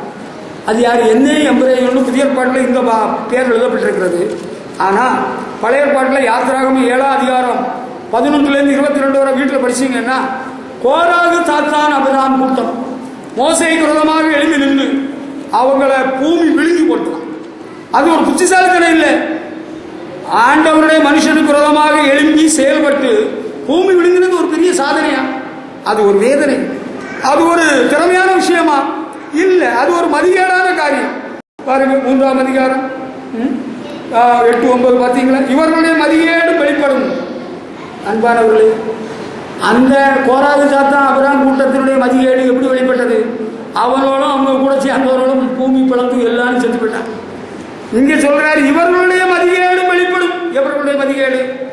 தற்பிரியர், பணப்பிரியர், வீம்புக்காரர், அகந்தை உள்ளவர்கள், தூஷிக்கிறவர்கள், தாய்தப்பன்மாருக்கு கீழ்ப்படியாதவர்கள், நன்றி அறியாதவர்கள், பரிசுத்தம் இல்லாதவர்கள், சுவாபம் இல்லாதவர்கள், அவதூறு செய்கிறவர்கள், இச்சையடக்கம் இல்லாதவர்கள், இவர்களுடைய மதிகேடும் வெளிப்படும். அது எப்படி வெளிப்படும்? அவங்களுக்கு ஒரு பாதிப்பு வர்றவர்கள தெரிஞ்சுக்கணும். ஆமா, இவர்களுடைய மதிகேடு இப்ப ரொம்ப புத்தியாக தான் இருக்கு. ஒரு விஷயம் சொல்றேன். கோராகு சாத்தான் அபிராமோடு 250 பேர் கூட சேர்ந்துக்கிட்டாங்க. அவங்க இங்கிலாந்து சிந்தாபாத் ஒரு படியெல்லாம் பிடிச்சிருக்கிறாங்க. மோசேயும் ஆரோனும் ஆண்டவர்கிட்ட போய் எழுதாங்க. ஆண்டவர் சொன்னார் அவங்கள விட்டு விலகக்கூடியவங்களை விலக சொல்லு. அவங்களுக்கு கூட இருந்தவங்க எல்லாம் போய் ஜாலியாக இருந்தாங்க. பூமி பிளந்து விழுங்கி போட்டுருக்குது. அதுக்கப்புறம் தான் மதிகேடு தெரிஞ்சு போச்சு. ஓ, they were so foolish to stand against the anointed man of God. உங்களுக்கு ஒரு சத்தியம் சொல்லி தரட்டுமா வேண்டாமா? தேவனால் அபிஷேகம் பண்ணப்பட்டவர்களுக்கு எதிராக எதிர்த்து நிற்கிறது பெரிய மதிகேடு. பார்த்துக்கிட்டுங்க, it will never bring blessing. இது நான் ரொம்ப எமோஷனல் ஆகாமல் ரொம்ப சாஃப்டாக ஜென்டலாக சொல்லித்தரேன். உங்களுக்கு ரீச் ஆகுதா? Is it reaching you? உங்களுக்கு எட்டுதா? உள்ள போகுதா? உங்களுக்கு தெரிஞ்சிருக்கணும். இது ஒரு மதிகேடான காரியம். கர்த்தரால் அபிஷேகம் பண்ணப்பட்ட எந்த சபை ஊழியக்காரனும், அது ரோமன் கத்தோலிக்க சபையோ, அது லுத்தரன் சபையோ, அது சிஎஸ்எஸ் சபையோ, நான் உள்ளதை சொல்லிடுறேன். அது எந்த சபையானாலும் சரி, கர்த்தருக்கென்று தங்களை அர்ப்பணித்தவர்களுக்கு விரோதமாக எதிர்த்து நிற்பதை போல மதிகேடான காரியம் வேற எதுவும் இல்லை. அது எப்படி தெரியும்னா, அவங்க எல்லாரும் சேர்ந்து ஒட்டுமொத்தமாக சாகரவர்கள் எல்லாம் தெரிஞ்சு போயிடும். அவங்க 250 பேர் செத்தாங்கல்ல, அப்போ தெரிஞ்சு போச்சு இல்லை? அதுதான் விஷயம். அப்படி ஒரு பாதிப்பு நமக்கும் வேண்டாம், நம்ம குடும்பத்துக்கும் வேண்டாம். ஆண்டவருக்கு பயந்து புத்தியாக நடந்துக்கிடுவோம். ஆண்டவருக்கு சமூகத்தில் புத்திசாலியாக நடப்போம். பிழைக்குள்ள வழியை பார்ப்போம். கேட்டீங்களா? கர்த்தருக்கு பயந்து அவருடைய கற்பனைகளை கைக்கொள். எல்லா மனுஷன் மேலும் விழுந்த கடமை இது. மதீனமான பேச்சு, மதீனமான செயல்கள் நம்ம வாழ்வுக்கு வர வேண்டிய ஆசீர்வாதத்தை எல்லாம் கெடுத்துரும். அப்படி ஒரு பாதிப்பு நமக்கு வேண்டவே வேண்டாம். ஆண்டவரே, ஞானமற்றவன் நானே, ஞானமருளும் தேவா. சாலமன் இடத்துல ஆண்டவர் கேட்டார், உனக்கு என்ன வேணும்? ஆண்டவர் இடத்துல சாலமன் கேட்டாரு, இந்த ஜனங்களை நடத்துவதற்கு ஞானமுள்ள இருதயத்தை தார். அன்பான பிள்ளைகளே, பெரியோர்களே, ஆண்டவருடைய ராஜ்யத்துக்கு போய் சேரக்கு நமக்கு ஞானமுள்ள இதயம் தேவை. மதிகேடா இருந்துட்டோம்னா வீணா போயிடுவோம். கடைசியாக ஒரு எச்சரிக்கை சொல்லப்பட்டிருக்கிறது. தீர்க்கதரிசியின் மதிகேட்டை வாய் திறக்காத மிருகம் எச்சரித்தது. 2 பேதுரு 2ஆம் அதிகாரம் 10 முதல் 17 வரையிலும் நீங்கள் படித்து பார்க்கலாம். என்னாகமம் 22ஆம் அதிகாரம் 28 முதல் உள்ள வசனத்திலேயும் படித்து பார்க்கலாம். பிலேயாம் என்று ஒரு தீர்க்கதரிசி இருந்தான். அவனுடைய மதிகேடு பாலாக்கரசனுடைய வெகுமதிக்காக தேவஜனங்களை சபிக்கும்படியாக புறப்பட்டது. ஜோமனிட்டு தான் போனான். A dumb donkey speaking with a man's voice restrained the madness of the prophet. Madness of the prophet. அந்த தீர்க்கதரிசியுடைய பைத்தியத்தை, அப்படிதான் இங்கிலீஷ் பைபிளே, அந்த வாய் திறக்காத கழுதை வாயை திறந்து எச்சரித்திருக்கிறது. பின்னால நீங்க 2 பேரும் 2:16 படிச்சீங்கன்னா, பிலேயாமுடைய வழியில் நடக்கிறவர்களுக்கு என்றைக்கும் உள்ள காரிருள். தேவனுடைய மனுஷனாக தீர்க்கதரிசியாக இருந்தும் அவனை எச்சரித்தது. அவன் பொருளாசை கடன் கொடுத்து செயல்படுகிறான். நம்ம வாழ்க்கையில செலவிடல கழுத கூட எச்சரிக்கலாம். நம்முடைய மதிகேட்டை தடுக்கும்படி ஆண்டவர் கழுதையை கொண்டு பேசலாம். நம்ம அதை கவனிச்சு செயல்பட்டோம்னா தப்பிடலாம். இல்லைன்னா மாட்டிக்கிடுவோம். ஆண்டவரே, ஒரு கழுதை சொன்னா கூட நான் கேட்டுருவேன். ஆண்டவரே, இதுவரையிலும் பேசாத ஒரு கழுதை, இந்த பையனா இப்படி சொல்றான். ஆண்டவர் பேசுகிறார். நான் கீழ்ப்படுகிறேன், நான் போகவில்லை, நான் செயல்படவில்லை, நான் மதிகேடான காரியத்துக்கு ஈடுபட மாட்டேன். ஆண்டவர்கிட்ட நம்ம எல்லாரும் சொல்லிடுவோமா? ஆசீர்வாதத்தோடு சந்தோஷமாய் செல்லலாம். கர்த்தர் உங்களை ஆசீர்வதிப்பாராக.